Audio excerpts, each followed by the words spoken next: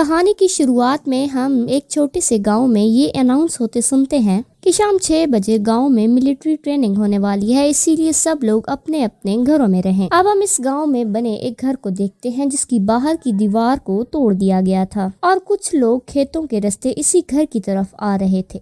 वहीं ब्रिज पर बैठा एक स्नैपर इसी घर पर गन ताने बैठा हुआ था। स्नैपर गन चलाता है और जिससे उस घर में बैठी लड़की जियान, जिसका नाम था, बाल बाल बचती है। जियान के अलावा यहाँ 2 और लोग भी छुपे हुए थे। अपने पास पड़ी अब वो गन को उठाना चाहती थी, लेकिन जैसे ही वो उठाने की कोशिश करती है स्नैपर फिर से शूट करता है। तभी उसे अपने अंकल जिंगमैन की याद आती है। वो उसे कुछ समझाते हैं जिसके मुताबिक वो वाइपर में शीशे के टुकड़े को बांधकर स्नैपर के गन का निशाना लेती है कि आखिर उसकी सिमत है क्या, और उसकी ये ट्रिक काम कर जाती है। स्नैपर उसके जाल में फंस जाता है और वो बार बार शूट करने लगता है, जिससे जियान को स्नैपर की सिमत का अंदाजा हो जाता है। फिर वो फ्रिज की ऊपर से खिड़की की दूसरी तरफ कूदती है। स्नैपर वहीं पर गोली चलाता है लेकिन वो बच जाती है, लेकिन गन अब सोफे के नीचे जा गिरी थी। वो गन को उठाने के लिए सोफे को जैसे ही उल्टा करती है उसे एक स्नैपर गन अटैक मिल जाती है। स्नैपर जैसे ही गन में गोली लोड करता है तो वो जियान को खुद पर निशाना बांधते हुए देखता है। अब सीन यहाँ पर शिफ्ट होता है और हमें अटैक से एक दिन पहले का सीन दिखाया जाता है, जहाँ जियान ने एक लड़की को बहुत बुरी तरह पीटा था क्योंकि वो लड़कियों के वॉशरूम में घुस गया था, और इसीलिए उसे पुलिस स्टेशन लाया जाता है और ऑफिसर उसे उसके गार्जियन को फोन करने के लिए कहते हैं। जियान अपने अंकल को फोन करती है लेकिन उसका फोन दूसरे पुलिस स्टेशन में जाकर लगता है, जहां उसे पता चलता है कि उसके अंकल जिनमैन ने सुसाइड कर लिया है। वो अपने अंकल की बॉडी को लेने के लिए वहां जाती है। हॉस्पिटल जाते हुए हम जियान को यादों में गुम देखते हैं। वो अपने अंकल की यादों में देखती है कि वो जब गांव से दूर पढ़ाई के लिए जा रही थी तो उसके अंकल जिनमैन ने घर की विंडोज पर सिक्योरिटी बार्स इंस्टॉल कर रहा था, जिस पर जियान उस पर हंसती है और कहती है कि मेरे पास इतने पैसे नहीं हैं कि कोई मेरी खिड़की तोड़कर अंदर आएगा, और ये अपार्टमेंट 5वें फ्लोर पर है, और ये क्लोजेट ये आपने क्यों खरीदा? जिस पर जिनमैन कहता है कि ये बुलेट प्रूफ क्लोजेट है,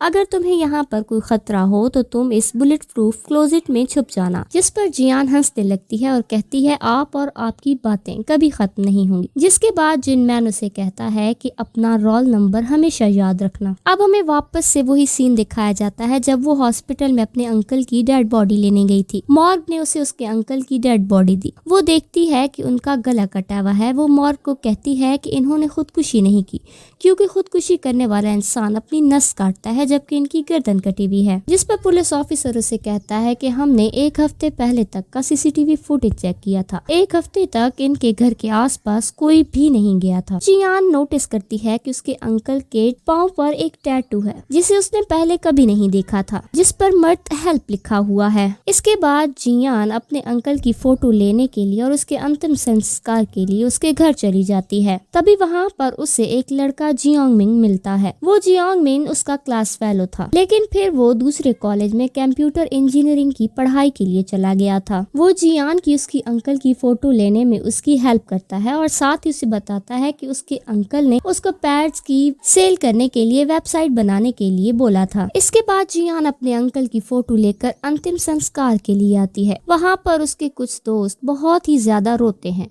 क्योंकि जिनमैन अपने दोस्तों को फाइनेंशियली हेल्प करता था, जबकि कुछ लोग सिर्फ वहाँ पर बियर पीने ही आए थे। वो जब घर आती है तो उसे अपने अंकल की बहुत याद आती है, क्योंकि उसके माँ बाप के मरने के बाद अब एक अंकल ही थे जो अब वो भी मर गए थे। वो बहुत रोने लगती है कि तभी वहाँ पर जियोंगमिन आता है। वो इसे दिलासा देता है और इसे कंधा देता है। फिर वो जियान को एक फोन दिखाता है जो उसे जिंगमैन का बाथरूम यूज करते हुए मिला था। जियान कहती है कि ये उसके अंकल का फोन नहीं है, लेकिन जब वो उस फोन को ऑन करती है तो उसके मोबाइल में 70 मिलियन वॉन और टोटल बैलेंस 1 मिलियन वॉन का मैसेज आता है। इतना सारा पैसा देखकर वो हैरान हो जाती है और सोचते हैं कि कोई एग्रीकल्चर पैड बेचकर इतना सारा पैसा कैसे कमा सकते हैं। इसके बाद जियोंगमिन जिनमैन के पाइप बेचने वाली वेबसाइट को चेक करता है। वो देखते हैं कि जिनमैन की पाइप बेचने वाली वेबसाइट से डार्क वेबसाइट पर एक और वेबसाइट भी अटैच है, जहाँ पर मर्थ हेल्थ ही लिखा हुआ था,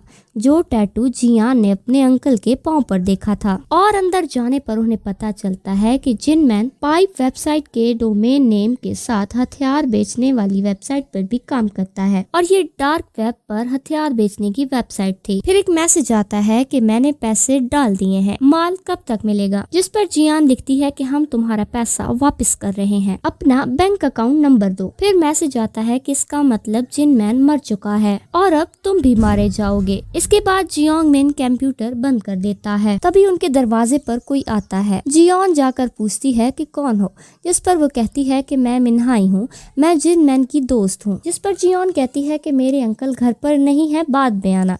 जिस पर मिन्हाई कहती है कि कोई बात नहीं, मैंने तुम्हारे बारे में तुम्हारे अंकल से बहुत सी बातें सुनी है, मैं तुमसे मिल लूंगी, तुम दरवाजा खोलो। मगर जियान उसे अंदर आने नहीं देती। कि जब जिनमैन 8 साल के बाद वापस आया था, उसका भाई जो कि जियान के वालिद थे, वो उन पर बहुत गुस्सा होते हैं क्योंकि ना वो 8 साल से आया था और ना ही उन्होंने इसको कॉल किया था। जियान भी अभी 8 साल की थी और वो पहली दफा अपने अंकल से मिल रही थी। लेकिन जिनमैन के घर आने के कुछ दिनों बाद ही उसकी मॉम का डेथ हो जाता है। फ्यूनरल वाले दिन जिनमैन जियान के डैड जियान को उसके अंकल के साथ घर भेज देते हैं। लेकिन जिनमैन के बाद एक आदमी फ्यूनरल की जगह पर आता है और जियान के मॉम डैड को जिनमैन का दोस्त बताता है। अब जिनमैन और जियान दोनों टीवी देख रहे थे कि तभी उसके फोन पर एक मैसेज आता है कि बेल अभी भी जिंदा है और वो सियंगजोई के साथ फ्यूनरल हाउस जा रहा है। उसके बाद जिनमैन जियान को कहता है कि मैं मॉम डैड से मिलने फ्यूनरल हाउस जा रहा हूँ और तुम घर में अकेली रहना और किसी भी सूरत में दरवाजा नहीं खोलना। उसके जाते ही एक आदमी उसके घर पर आता है, लेकिन जियान उसके बार बार कहने पर भी दरवाजा नहीं खोलती तो वो दरवाजा तोड़कर अंदर आ जाता है। अभी वो अंदर आने ही लगता है कि एक और आदमी उसे बाहर खींचकर उसको जान से मार देता है। फिर वो आदमी अंदर आकर जियान को बताता है कि मैं तुम्हारे अंकल का दोस्त हूँ। कि तभी एक और आदमी आता है, जिसके बाद जिनमैन का दोस्त जियान को छुपने के लिए भेजकर उस आदमी से लड़ने लगता है और इस लड़ाई में जिनमैन का दोस्त मारा जाता है और ये सब जियान देख रही होती है। फिर जब किलरमैन के लोग अंदर आते हैं तो जियान उन सब से छुपकर खिड़की से कूद जाती है और वहां से भागने लगती है कि उसका एक्सीडेंट हो जाता है। फिर उसे हॉस्पिटल ले जाया जाता है, जहां पर उसके होश आने पर वहां हम एक लकड़ बग्गा को आते हुए देखते हैं, जिसने जिनमैन के दोस्त का हाथ अपने मुंह में दबाया हुआ था। वो जियान की तरफ आ रहा होता है। जियान डर के मारे वो लकड़ बग्गा जियान पर हमला करने वाला होता है कि जियान की नींद खुल जाती है, यानी कि वो ख्वाब देख रही थी। यहाँ हम सुनते हैं कि कुछ पुलिस ऑफिसर ये बात कर रहे थे कि ये वही बेचारी लड़की है जिसके मॉम डैड को फ्यूनरल हाउस में मर्डर कर दिया गया था, यानी कि जियान के मॉम डैड मर चुके थे। इसके बाद एक आदमी जियान को ढूंढते हुए उसके बेड की तरफ आता है, लेकिन जियान वहाँ से भाग चुकी थी। जियान उससे बचने के लिए मॉर्ग में चली जाती है और एक चैम्बर को ओपन करके उस डेड बॉडी के साथ सो जाती है। वो देखती है कि वो डेड बॉडी उसी के वालिद की थी। किलर भी मॉर्ग में आ चुका था, लेकिन जिनमैन वहां आकर उस किलर को मार देता है। अब वो जियान को वहां से लेकर चला जाता है क्योंकि वो ठंड की वजह से बेहोश हो चुकी थी। अब हमें इस वाक़ये के 1 महीने बाद का सीन दिखाया जाता है। अब जियान ने पिछले महीने जो कुछ देखा था उसकी वजह से वो बहुत सदमे में थी और उसका बोलना बंद हो गया था। यहाँ हम जिनमैन को खुद को चपेड़े मारते हुए देखते हैं क्योंकि वो समझता था कि उसके बहन और भाभी की मौत उसकी वजह से हुई है। अब हम जियान को स्कूल में बुली होते हुए देखते हैं, लेकिन जियोंग मिन वहां आकर उसे बचाता है। उसके बाद वो बच्चे जियान को बेसमेंट में ले जाकर बंद कर देते हैं। रात हो जाती है और रात को जियान को वही लकड़ बग्गे दिखाई देते हैं जो उस पर हमला करने आए थे। वो जियान की तरफ बढ़ने लगते हैं। जियान डर के मारे दरवाजे को पीटने लगती है। जब कोई दरवाजा नहीं खोलता तो वो चीखना शुरू कर देती है, जिससे उसकी आवाज वापस आ जाती है। तभी जिनमैन वहां आकर बेसमेंट का लॉक तोड़कर उसे बाहर निकालता है और उसे गले से लगा लेता है। हालांकि ये सिर्फ उसका वहम था। बेसमेंट से बाहर आकर जियान अपने अंकल को कहती है कि तुमने इतनी देर क्यों लगा दी। अब हमें वापस से वही सीन दिखाया जाता है कि जब जियान अपने अंकल का फ्यूनरल करके वापस आई थी और एक लड़की उसे दरवाजा खोलने के लिए कह रही थी। उसके दरवाजा ना खोलने पर वो वहाँ से चली जाती है कि तभी जियोंग मिन उसे मुफ्त हेल्प की वेबसाइट दिखाने के लिए ले आता है। वो उसे बताता है कि इस वेबसाइट का इस्तेमाल ना सिर्फ वेपन खरीदने में बल्कि लोगों को मारने, बचाने और खुफिया कामों के लिए भी इस्तेमाल किया जाता है।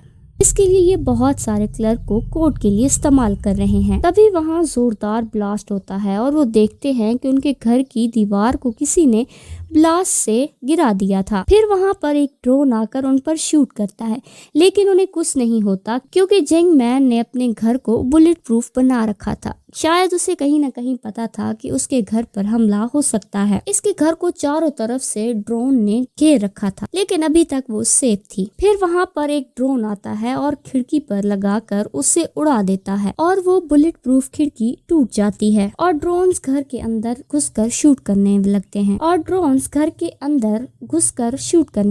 ड्रोन जियोंग मिन को शूट करने लगता है कि वहीं पर जियोन उसको गुल्लैल से निशाना लगाकर गिरा देती है। अब हमें एक दफा फिर से पास्ट का सीन दिखाया जाता है कि जब जियोन अपने गुल्लैल से निशाना लगाने की प्रैक्टिस कर रही थी, उसके अंकल ने उसे गन के बारे में बताकर उससे प्रैक्टिस करने को बोला और उसे निशाना लगाना सिखाता है। अब हमें वापस में प्रेजेंट का सीन दिखाया जाता है। हम देखते हैं कि जिन मैन के मरने के बाद कोई जियोन को भी मारना चाहता था। फिर एक और ड्रोन उस पर हमला करने वाला होता है कि तभी हम देखते हैं कि मिनहाई जो थोड़ी देर पहले उनके घर से गई थी, वो जब ड्रोन को उसके घर के इर्द गिर्द देखती है तो अपनी कार से स्पेशल टाइप की गन निकालकर ड्रोन्स पर निशाना लगाती है और तमाम ड्रोन्स को गिरा देती है। इसके बाद वो घर के अंदर एंटर करती है और जियोंग मोन को गिराकर उसके हाथ को स्कैन करने लगती है और उसे इंजेक्शन लगाकर बेहोश कर देती है कि तभी जियोन अपनी गुल्लैल से उस पर हमला करती है, लेकिन वो उससे बचकर जियोन को गिरा देती है और उसके हाथ को स्कैन करती है तो उसका वॉच ग्रीन हो जाती है। वो उसे कुछ कहना चाहती थी, लेकिन तभी उन पर दोबारा से गोली का अटैक होता है।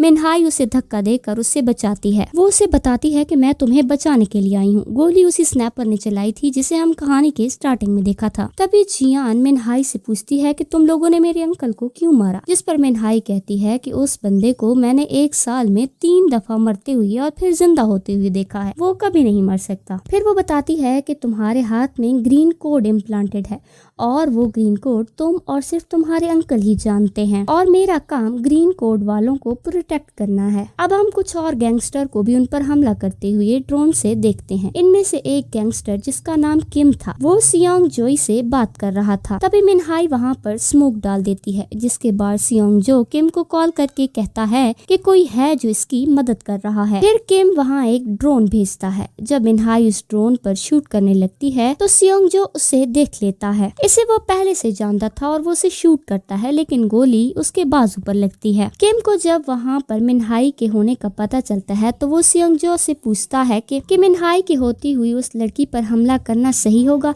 क्योंकि उसके पास रेड और पर्पल दोनों कोड हैं। जिसके बाद सियोंग जो कहता है कि हमें बस सिर्फ अपना काम करना है। उसके बाद किम अपने आदमियों को लेकर ब्रिज से नीचे उतर जाता है। वहीं जियान गन लेने के चक्कर में गोलियों से बचती हुई सोफों के पीछे चली जाती है, जहां उसे गन अटैच मिलता है। मिनहाई उसे उस गन को चलाने के बारे में बताती है, जिसके बाद जियान सुंगयोंग पर हमला कर देती है और गोली सियोंगजोंग के बगल से निकल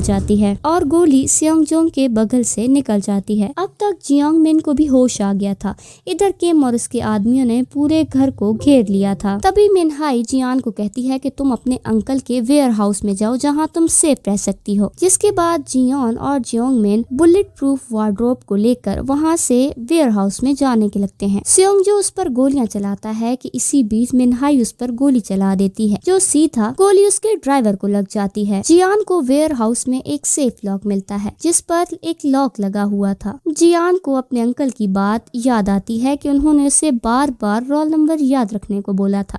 वो अपना रोल नंबर और वो अपनी वही स्कूल आईडी वहां पर पुट करती है और वो सेफ लॉक खुल जाता है। इसके नीचे एक और वेयर हाउस बना हुआ था, वो वहां पर जाते हैं। इस अंडरग्राउंड वेयर हाउस में बहुत सारे गन्स रखे हुए थे। तभी वहाँ पर एक मास्क मैन आता है जो उन पर गन ताने हुए था। वो मास्क मैन इन्हें पहले से जानता था। तभी किम और इसके बाकी लोग वेयर हाउस के अंदर आते हैं और वहीं पर हम मिनहाई को छुपते हुए देखते हैं। वो सभी को अपनी गन से उड़ा देती है और फिर किम के साथ लड़ते हुए उसे भी मार देती है। वो इसे पॉइजनस नाइफ से काट कर मार देती है। यहाँ पर वो मास्क बॉय जियान को एक हथकड़ी देता है और जियोंगमिन को उस हथकड़ी को बांधने के लिए कहता है और जियान को जियोंगमिन को उस हथकड़ी से बांधने के लिए कहता है, लेकिन जियान उसका गला दबाकर उसे बेहोश कर देती है। जब वो उसका मास्क उतार कर देखती है तो उसे देखकर जियान को कुछ याद आने लगता है और सीन एक दफा फिर पास्ट में शिफ्ट होता है। वो 17 साल की थी जब वो इस लड़के से झूले पर मिली थी। बहुत जल्द वो लड़का इसका बॉयफ्रेंड बन गया था। एक रात मियोन जियोन को छोड़ने इसके घर आता है और वो उसे गुड बाय किस करना चाहता था। अभी वो उसे किस करने ही लगता है कि तभी जियोन का अंकल आकर उसे वहाँ से भगा देता है। मियोन के जाने के बाद जियोन जिनमैन को मन ही मन में खूब गालियाँ देती है। नेक्स्ट डे वो एक कैफे में जाता है जहाँ पर मियोन जियोन को देखकर वहाँ से भाग जाता है। जियोन समझ जाती है कि वो उसके अंकल से डरकर भाग गया है, उन्होंने ही इसे वार्न किया था। इसीलिए घर जाकर वो जिनमैन से कहती है कि आप आखिर मेरे पीछे क्यों पड़े हुए हैं? आखिर आप किसी को भी मेरे करीब आने क्यों नहीं देते? मैं जिसे डेट करती हूँ आप उसे भगा देते हो। इस पर जिनमैन कहता है कि वो एक अच्छा लड़का नहीं है, उसने एक दफा मेरी घड़ी चुरा ली थी। जिस पर जियोन कहती है कि बात उसकी नहीं है। जियोन कहती है कि मैं खुद को यहाँ पर कैद महसूस करती हूँ, आप मुझे यहाँ कुछ भी नहीं करने देते, मैं यहाँ से बाहर खुली फिजा में जाना चाहती हूँ, आपको दिखाई नहीं देता कि मेरी उम्र हो रही है? जिस पर जिनमैन कहता है कि अगर तुमने एक बार भी मेरे फेस पर मार दिया तो मैं तुम्हें शहर जाने की इजाजत दे दूंगा।